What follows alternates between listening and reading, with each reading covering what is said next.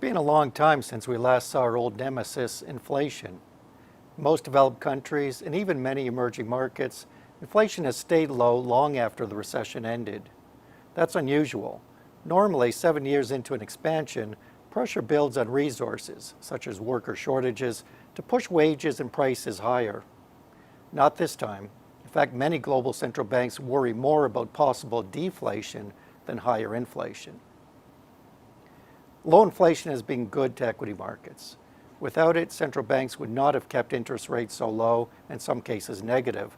And make no mistake, it's low rates, not high earnings, that have driven U.S. equities to record highs and Canadian stocks to double-digit gains this year.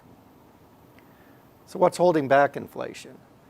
First, modest growth in most countries, including the U.S. and Canada, has prevented their economies from overheating.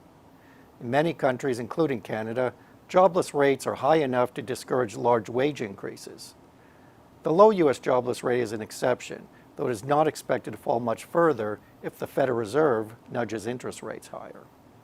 Second, although oil and other resource prices are on the mend, they remain low enough to dissuade firms from passing along higher material costs. And third, a number of long-term forces are restraining prices.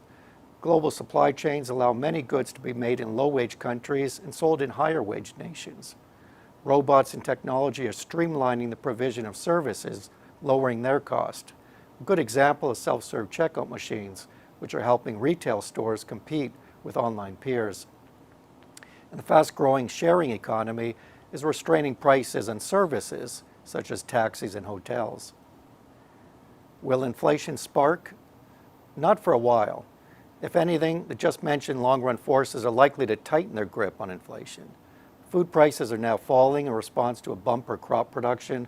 While oil prices should climb further, ample low-cost shale deposits will limit their increase. A resurgent global economy seems unlikely, partly because of elevated public debt and aging populations. In sum, inflation should remain low, supporting bond markets. We expect no more than one rate increase from the Federal Reserve this year, just a couple of moves next year. The Bank of Canada is unlikely to raise rates until late next year.